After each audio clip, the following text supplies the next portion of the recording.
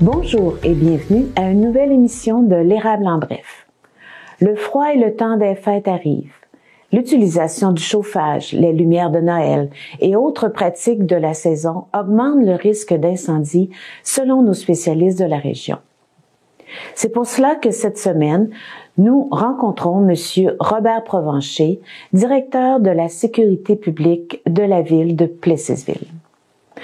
En cas d'incendie, comment est-ce que les pompiers sont prêts pour arriver sur une scène de feu juste en quelques minutes? Comment faire l'évacuation d'un édifice qui brûle? Comment lutter contre les flammes? Ce sont quelques-unes des questions que nous voulons poser à notre invité de cette semaine.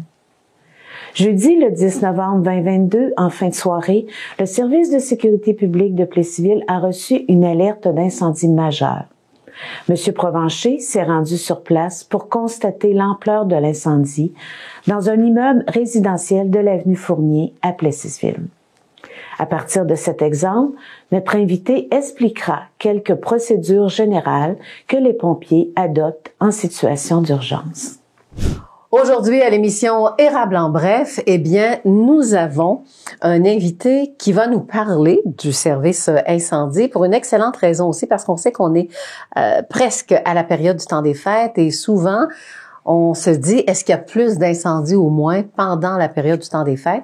Robert Provencher va nous en parler, mais aussi, on va vous parler des incendies qui ont marqué Plessisville, dont entre autres durant l'année 2022.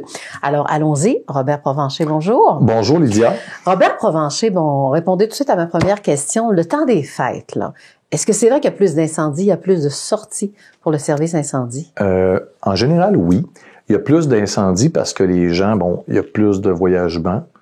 On met aussi les circuits électriques sous tension beaucoup plus chargés, les décorations de Noël, on rajoute des extensions, on a le poêle à bois qui fonctionne, les petites chaufferettes d'appoint, puis oui, durant le temps, les chandelles, il y a plein de petites choses, puis les gens rentrent plus fatigués, sont moins alertes, on fait plus à manger, fait que oui, normalement, il y a plus d'incendies à Noël, malgré que ça a tendance à se stabiliser, je dirais, au cours des prochaines années, au cours des années, parce que on fait beaucoup de prévention.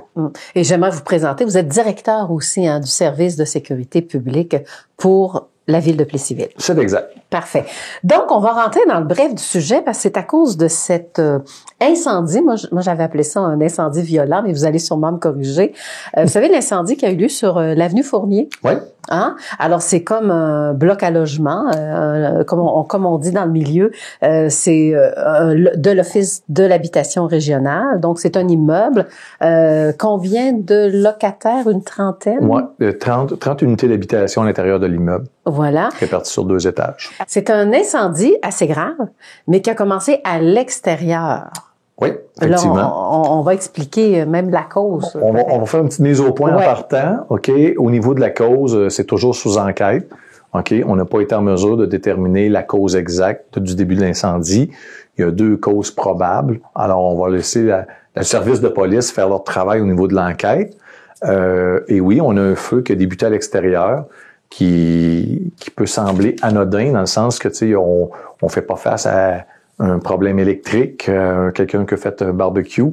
C'est vraiment un feu extérieur qui a pris, peut-être avec un article de fumeur, ou la cause de l'incendie volontaire. Bon, est-ce que c'est le début au 2e étage ou on peut pas, je peux pas aujourd'hui vous préciser exactement le lieu exact de l'incendie. Vous comprendrez que c'est sous enquête, alors je dois faire attention à ce que je dis. Ce qu'on peut confirmer, par contre, c'est que oui, ça a pris au niveau des balcons, dans la partie arrière de l'immeuble. Et vous savez que ces bâtiments-là, c'est un bâtiment qui a 42 ans d'existence. Alors, son déclin est en cèdre, en planche de cèdre, très sec. Alors, vous comprendrez que l'incendie s'est propagé rapidement à la toiture. Puis comme on a une toiture en bois, encore avec du déclin de cèdre autour, alors on a eu un incendie qui, oui, était semble-t-il bien violent. Oui, semble-t-il. Oui, c'est un incendie violent.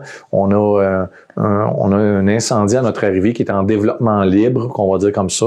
Il n'y a rien qui l'empêche de se développer plus rapidement que actuellement, qu'est-ce qui était dans la phase quand on est arrivé. Donc, on rappelle que cet événement est arrivé le 10 novembre. Oui, jeudi soir, le 10 novembre. Vraiment en soirée. Oui, on a eu l'appel à 23h26 à peu près, ou alentour de ça. Puis on a les pompiers, on a libéré les pompiers de la caserne le vendredi matin autour de 10h le matin. Là, savez-vous ce qu'on va faire? On va parler du travail, vraiment, de notre service incendie, les pompiers. Justement, c'est quand vous avez reçu l'appel et où étiez-vous, Robert Provencher, et l'équipe? Comment bon, il y a un incendie, mais est-ce que tout le monde est déjà à la caserne? Comment ça se passe? OK. Bon, le service incendie de la ville de Plessisville, c'est un service incendie composé essentiellement de pompiers à temps partiel. Il y a seulement moi qui est à temps plein et M. Desforges au niveau de la prévention, Jonathan. Alors, fait que ça veut dire que tous nos pompiers, et moi-même compris, vous comprendrez qu'à 23h26, je suis pas à la caserne, et ni Jonathan. Alors, on est tous chez nous. Il y en a peut-être qui travaillent sur leur corps de travail de soir. Il y en a qui font dodo. Il y en a qui sont entrés en dessous de la douche. Il y en a qui sont peut-être en train de jouer au hockey. Peu importe. Tout le monde vague à ses occupations standards en attendant d'avoir un appel. Et là, quand ça sonne, on a ça sur nos téléphones cellulaires via une application. Mais avant, là, je t'arrête un peu dans le sens que les pompiers sont toujours disponibles ou Non, dans le fond, ce qu'on fait, c'est le pompier à temps partiel à Plessisville, de la façon qu'on fonctionne, c'est qu'il y a une équipe composée de 7 pompiers, donc un chef opération, un lieutenant, 5 pompiers, qui sont de garde 24 heures sur 24, 7 jours sur 7, en garde externe. Donc, ils doivent demeurer sur le territoire de la ville de Plessisville, 10 km autour de Plessisville. Fait que ces 7 pompiers-là ont l'obligation de répondre à tous les appels durant leurs 7 jours de garde externe. OK, c'est pour ça que ça va rapidement aussi lorsque l'incendie est déclaré. C'est ça. Fait que dans le fond, on a 4 équipes de 7 pompiers. Puis, à tour de rôle, il y a une équipe de garde qui prend la relève. À chaque lundi soir à 7 heures, on change d'équipe de garde. Fait qu'à toutes les 4 semaines, c'est la même équipe de garde qui vient qui tombe de garde. Puis durant cette semaine-là, on a l'inspection hebdomadaire qu'on fait tous les lundis soirs. On a l'entraînement mensuel pour le maintien des compétences. On pourrait avoir de la formation. Puis aussi, on va avoir des menus travaux à la caserne. Tester des boyaux, faire le ménage dans des camions. Fait que, on fait tout ça. Oui. Bon, là, on revient à votre cellulaire, là. Donc, que fait Robert Provencher? Il reçoit vous êtes le premier à recevoir l'appel en tant que directeur. Non. C'est la caserne. C'est pas la caserne. Non. C'est la façon qu'on fonctionne, c'est que tous les pompiers reçoivent l'appel en même temps. Ah, la rapidité d'exécution. C'est vraiment, tout le monde reçoit l'appel en même temps. La seule différence que ça fait, c'est au niveau de l'appel initial, c'est que en fonction de la catégorie de risque du bâtiment, il y a un certain nombre d'équipes qui sont appelées dès l'appel initial. Les autres équipes sont appelées selon le code que l'officier de garde va donner à la centrale. Puis en fonction aussi de l'information que la centrale va nous fournir. Donc le code, c'était quoi? Un exemple. Oui. Un exemple. Dans le code du 1675 Fournier, on nous a appelés dans un premier temps pour un feu d'un fil électrique près d'un balcon pour une résidence à l'intersection des rues Désérable. Ça, c'est la première information. Oui. Désérable et Saint-Calix. Donc, on se situe en Plessisville, c'est proche de l'église. Fait que ceux qui connaissent Plessisville, on n'était pas tout à fait dans le bon coin. On n'était pas loin, mais on n'était pas à bonne place.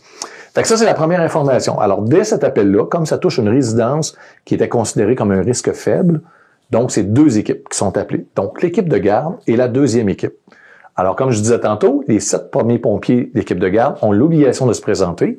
La deuxième équipe de garde, là, c'est le bon vouloir des gars qui veulent se présenter et des filles, bien sûr. Alors, on peut ramasser 5, 6 ou 2 pompiers de la deuxième équipe. C'est ça qui fait en sorte qu'a fait notre force de frappe. Fait que là, on n'avait pas de feu confirmé parce que personne nous donnait l'information qu'il y avait des flammes et de la fumée, puis ça touchait pas nécessairement une résidence. Ça disait près d'un balcon. Fait que nous, on s'imagine, chez nous, vous vouliez savoir ce que je faisais, j'étais couché. OK? Fait que là, tu reçois ça comme information. Tu dis, bon, un fil électrique dans un poteau électrique, des flamèches, proche d'un balcon. On n'a pas d'information qui nous dit qu'il y a une propagation au bâtiment. Donc, on garde le protocole des 2 équipes qui se mettent en place pour se déplacer pour l'appel. Mais vous comprendrez que ça se déroule vite. Oui, c'est ça, là. Là, c'est ça. Fait que là, Robert, il se lève pour rembourser sa radio portative, son téléphone, parce qu'il veut pas réveiller sa conjointe, les enfants. Fait qu'on s'en va vite. Dans la salle de bain, on s'habille. Puis quand je vous dis s'habille, c'est pas chemise, cravate. C'est jogging, t-shirt, une paire de bas, puis après ça, je descends, je vais dans mon garage. Ouais. J'ai mon habit de combat incendie, mes bottes, mon casque, tout ça est dans le garage. Ah, on va pas direct à caserne. Tout a changé. C'est pas comme dans les films. Pour moi, non. Okay, oubliez le film Backdraft, Lydia. Oui, on venait dans les années 2022. Oui. Fait que là, moi, je m'habille chez nous, j'embarque dans la camionnette du service et je me rends directement sur les lieux. Mais j'ai même pas le temps d'embarquer dans la camionnette que j'ai un de mes pompiers qui m'appelle sur mon cellulaire. Il demeure sur l'avenue de Guise. Et de son condo, il voit les flammes sur la rue Fournier. Et là, il me donne l'information, Robert, c'est pas sur le coin, c'est pas sur l'intersection de Désérable puis Saint-Calix, c'est le 1675 Fournier et ça flambe beaucoup. Alors, merci mon ami Simon. Et puis, à partir de là, je donne l'information à Centrale, je demande une alerte générale, donc pour que les 4 équipes soient appelées sur les lieux de l'incendie. Bon, ben ça, c'est avant que les pompiers arrivent. Ah là, oui, donc sur la rue de Guise. Puis, on voit un feu en développement sur le toit. Il se propage rapidement. On n'a pas beaucoup de vent, mais là, on a un feu d'une ampleur assez grande. OK? Donc, un type de feu comme ça, c'est facile à perdre un bâtiment complet. OK? Parce que les flammes se déroulent dans une atmosphère fermée, dans une structure de bois dont le bois est sec depuis 40 ans à l'abri. Et puis, on leur offre une place privilégiée pour se développer. C'est dans un entretoit où il y a beaucoup d'air, beaucoup d'apport d'air, de changement d'air, et là, le feu se développe rapidement. Donc, il y a beaucoup de fumée, là. Beaucoup de fumée et beaucoup de flammes. Beaucoup de flammes, beaucoup de fumée. Beaucoup de fumée, beaucoup de flammes. Maintenant, donc, vous arrivez à ce moment-là sur place. Oui. Et là, depuis le début qu'on parle, combien ça vous a pris de temps, tout ça, là? OK. À partir du moment où on reçoit l'appel et que j'arrive sur les lieux, il s'est écoulé environ 8 minutes. OK. Et ça prenait quoi? Ça a pris 10 minutes en tout? Et les pompiers étaient sur les lieux. Ouais, moi je suis arrivé un petit peu avant les camions. Faut penser que le pompier, tu sais, moi je suis le directeur et l'officier de garde, qui est un chef opération, eux ont l'obligation de se rendre directement sur les lieux sans passer par la caserne. Parce que mon officier, pendant qu'il est rendu sur les lieux, il peut déjà voir l'ampleur, les services, les ressources qu'on va avoir besoin, les équipements qu'on va avoir besoin, et déjà établir, sur quel poteau incendie on va se raccorder, par où on va faire passer nos camions, c'est quoi le positionnement du camion, et aussi, j'ai-tu besoin d'entraide, j'ai-tu besoin d'appeler les autres services? Exactement. Ouais, les autres services. Alors, c'est pour ça que le chef opération qui est de garde a l'obligation de se rendre sur le feu sans passer à la caserne. Ouais. Et les autres passent à la caserne, embarquent dans un camion, il y a un ordre préétabli avec un nombre de pompiers préétabli pour chacun des véhicules, et à partir de là, ils se mettent en route, puis là, on communique avec les ondes radio pour déterminer le chemin, les voies de circulation à prendre, le poteau incendie lequel ils doivent arrêter pour se raccorder, et leur positionnement final sur les lieux de l'intervention. Quand on parle d'intervention, Robert Provencher arrive sur place, là. Oui. Alors, est-ce que c'est lui qui prend ça en main, qui va diriger ses pompiers? Comment ça marche? Bon, dans ce cadre-là, dans cet incendie-là, on est arrivé, moi et l'officier de garde, à peu près quelques secondes d'intervalle. Et puis là, on fait face avec un incendie en développement majeur.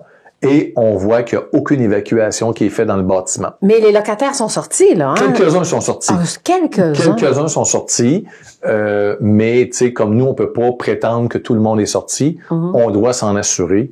Donc, on se sert de l'acronyme SERPEC. Dans notre cas, nous autres, c'est plus facile pour se retenir. Ouais. Donc, sauvetage, évacuation, circonscription, extinction et déblai. Fait que tout ça fait en sorte que notre première mission, c'est de faire évacuer le bâtiment au complet.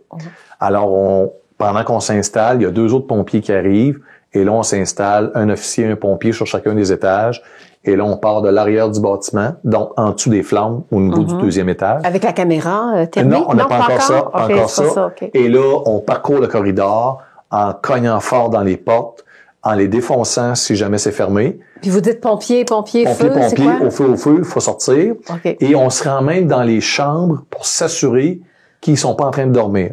Et je vous confirme que j'ai réveillé 3 ou 4 personnes qui dormaient dans leur chambre. Alors, c'était super important parce que, tu sais, on connaît pas l'ampleur de l'incendie, comment il va se développer. Donc, on prend pas de chance. On évacue 100% du bâtiment, tout le monde à l'extérieur. Fait comme ça, de cette façon-là, on peut se concentrer après sur l'extinction de l'incendie. Fait qu'on fait ça. J'ai 2 autres gars qui sont au rez-de-chaussée, mon officier 104 et un pompier. Ils font la même chose au rez-de-chaussée. Et là, on se rejoint dans le secteur 5, qui se trouve être à l'avant du bâtiment, pour se confirmer qu'on a vraiment visité toutes les portes et que tout le monde est sorti à l'extérieur. Et tout ça se fait calmement, là. Hein? Calmement, mais rapidement. Je dirais tout le temps, tu sais, il faut le faire rapidement, mais il faut le faire de façon systématique. Comme un robot. Il faut toujours faire la même affaire pour pas rien oublier. Puis, je dis tout le temps à mes pompiers, il faut être programmé pour faire toujours le même geste parce que quand on arrive face à un incendie de cette ampleur-là, c'est facile pour quelqu'un, un être humain, de perdre le contrôle. Ben c'est ça, l'état de choc, là. Hein? Oui, puis même comme nous autres, comme intervenants, on fait face devant un grand incendie, puis on dit « Oh, OK. Et là, moi j'appelle ça une maladie, mais c'est pas une maladie, là, OK? Partez pas en peur avec ça, je viens pas d'inventer de maladie. J'appelle ça la rectomyopie. C'est, tu viens tellement nerveux que tu oublies, tu sais plus ce que tu dis, tu oublies ce que tu as fait, ce que tu as à faire. Et là, tu perds tous tes moyens. Et c'est ça qu'il faut pas faire comme pompier, comme un premier intervenant, parce que faut que ça soit fait de façon méthodique. On a des opérations à faire dès le début, en cours de route. Il y a des affaires, des étapes à faire, et on doit les faire. Je vais vous donner le plus bel exemple. Oui. Quand je rentre à l'intérieur du bâtiment, il y a des gens qui ont déjà sorti, mais personne n'a encore tiré une station manuelle du système d'alarme incendie. Oh, mais c'est normal ou quoi? Ben, c'est normal dans un sens que les gens étaient probablement nerveux. OK? Et ils ont fait ce que j'appelle la rectomyopie, ou l'effet tunnel. Ils ont regardé pour sortir dehors. Je vais survivre, je dois sortir dehors. Inconsciemment, ils n'ont pas tiré la station manuelle. Moi, quand je suis rentré à l'intérieur du bâtiment avec mon premier officier, j'ai dit, Guillaume, le système d'alarme n'est pas parti. Premier réflexe, station manuelle, parce que là, on permet aux gens d'entendre tout le système d'alarme. Et s'ils sont capables de sortir ou de se réveiller, pour nous, on va gagner des secondes et peut-être des minutes pour compléter l'évacuation. Fait que si j'aurais été nerveux, on aurait perdu nos moyens, on aurait fait comme la plupart des citoyens, on n'aurait pas parti la station manuelle et pas de système d'alarme.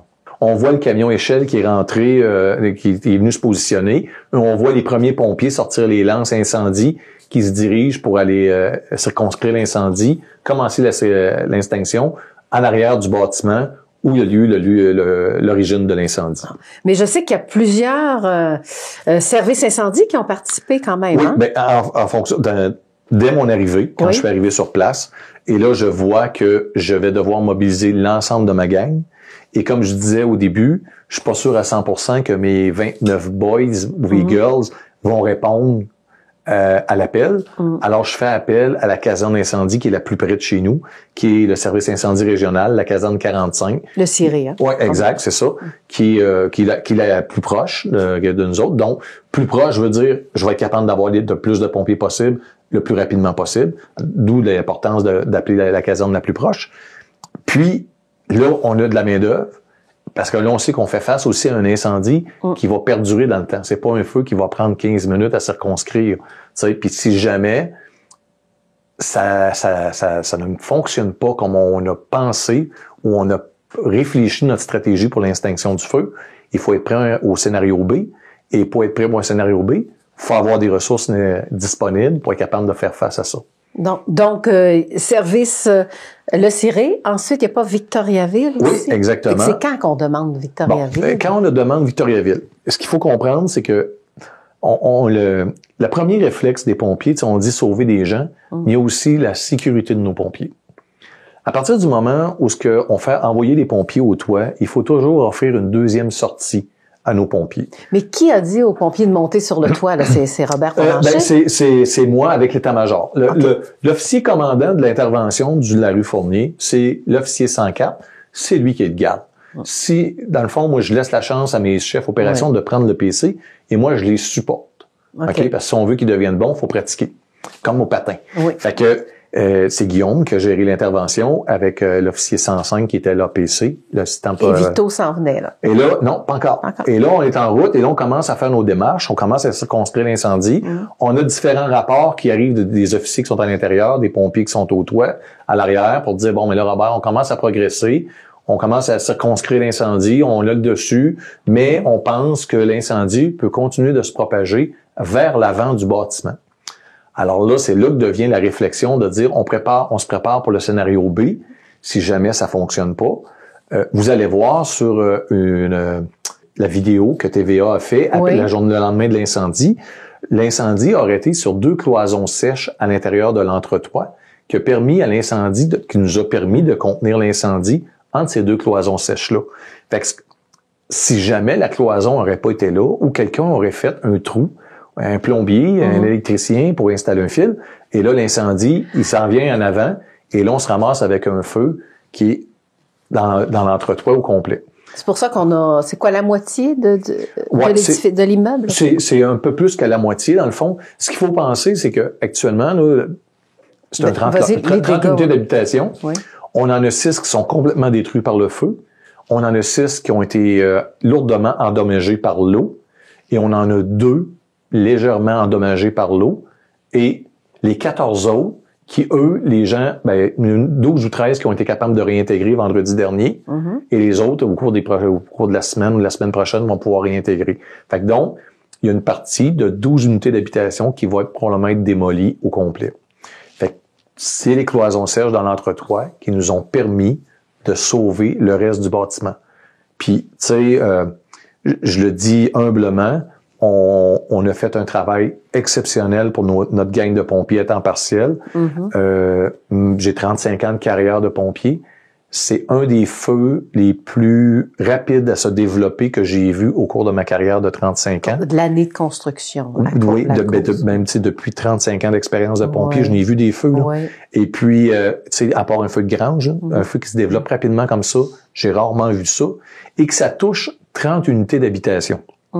Là, on gère des gens, on a de l'évacuation à faire, on a un paquet de petits locales à visiter. Puis on l'a dit, hein, c'était là où le loyer était le moins dispendieux pour une société. C'est un type de bâtiment qu'on appelle HLM, donc à prix modique.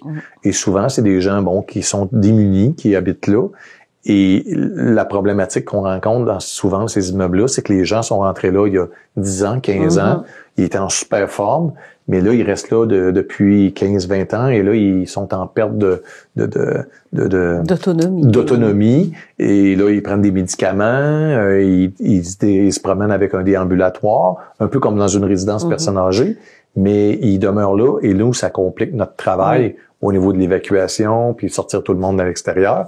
Mais ça, dans l'ensemble tout, ça a super bien été. Puis là, on sait que la cause est suspecte, parce qu'avant de terminer, je veux quand même qu'on fasse une différence, parce que bon, il y a quand même eu plusieurs incendies dans ce coin-là. Hein? À un moment donné, c'était la rue Saint-Alfred, là, il y a l'entrepôt de la ville, finalement. Puis il y avait les parasols du Beer Garden qui étaient en paille. Ça a été brûlé. Après ça, il y en a eu, je pensais que c'était pas loin de la polyvalente, mais c'est pas, vous m'avez corrigé. Effectivement, à Plessisville, malheureusement, depuis quelques années, on a des incendies, plusieurs incendies, même, je dirais, dont l'origine est suspecte. OK? Et nous, dans notre cas, dans le fond, on a comme responsabilité, comme service incendie, de déterminer le lieu d'origine et la cause. À partir du moment où on n'est pas capable de déterminer la cause, où on pense qu'il peut y avoir un geste volontaire, on a l'obligation de le transférer au service de police pour enquête. Et oui, on en a plusieurs, malheureusement. Fait que effectivement, est-ce que c'est un pyromane, parce qu'on a déjà parlé dans le sens, c'est un pyromane ou un incendiaire? Un pyromane, c'est une personne souvent qui va le faire pour l'argent, OK? Et puis qui va faire ça pour faire du trouble à quelqu'un, OK? J'aime pas un monsieur, je vais faire une passe d'assurance, tu me donnes 5000 pièces pour aller mettre un feu à une place, on appelle ça un pyromane. OK? Un incendiaire, on parle plus d'une personne qui a un problème de santé mentale, souvent. Et eux, ils font ça par jouissance. Maladif, là. Oui. C'est une maladie et c'est les plus dangereux. Parce que ces gens-là, souvent, ne connaissent pas le domaine de l'incendie. Fait qu'ils vont commencer par allumer un petit incendie. Ah, c'était super beau. Puis je me suis pas fait pogner. Je vais en allumer un petit peu plus gros. Et je vais en allumer un petit peu plus gros. Puis jusqu'à temps qu'à un moment donné, on arrive peut-être avec un incendie majeur, on va se ramasser avec un décès. C'est pour ça que c'est important d'alimenter notre service de police à chaque fois qu'on a quelque chose. Puis si les gens ils voient du monde suspect ou c'est important de donner l'information pour qu'on réussisse à mettre la main sur le monsieur ou la madame pour être capable de l'aider parce que c'est une maladie mentale. Bon, on est déjà rendu à la conclusion de l'émission. Donc, pour terminer, ce qu'on peut dire, c'est que Les pompiers, oui, peuvent connaître la peur. Quand on voit des incendies comme ça, il faut aller rapidement. Oui. Puis j'ai appris un mot, dans le fond, pour ceux qui... on sait plus du tout ce qu'on est, on sait pas quoi faire. Ouais.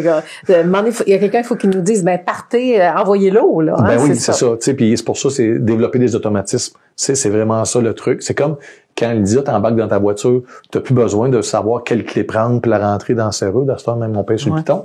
Mais comme pompier, c'est ça qu'il faut développer. Il faut développer des réflexes qui se font de façon automatique. En tout cas, merci beaucoup, Robert Provencher. On apprend à mieux connaître le métier en même temps de pompier. Oui, puis si jamais, tu sais, les citoyens sont intéressés à entrer pompier, que ce soit à Plessis-Ville ou dans une caserne du service incendie régional de l'Érable, ou à Princeville ou à Victoriaville, ben tout le monde peut devenir pompier. C'est juste qu'il faut avoir une passion et aimer le travail d'équipe, mais travailler dur physiquement, parce que c'est dur physiquement. Alors là-dessus, je dois conclure rapidement. Ça complète notre émission Érable en bref. Vous avez entendu sur le professionnalisme et la vitesse avec laquelle les pompiers agissent en situation d'urgence. Si vous êtes intéressé à devenir pompier bénévole, vous pouvez toujours contacter les services d'incendie de votre municipalité ou de la MRC de l'Érable. Et si vous voulez rester informé, n'oubliez pas de regarder nos émissions périodiques de l'Érable en bref et l'Érable approfondi de la TVC. Pour l'instant, passez une excellente semaine.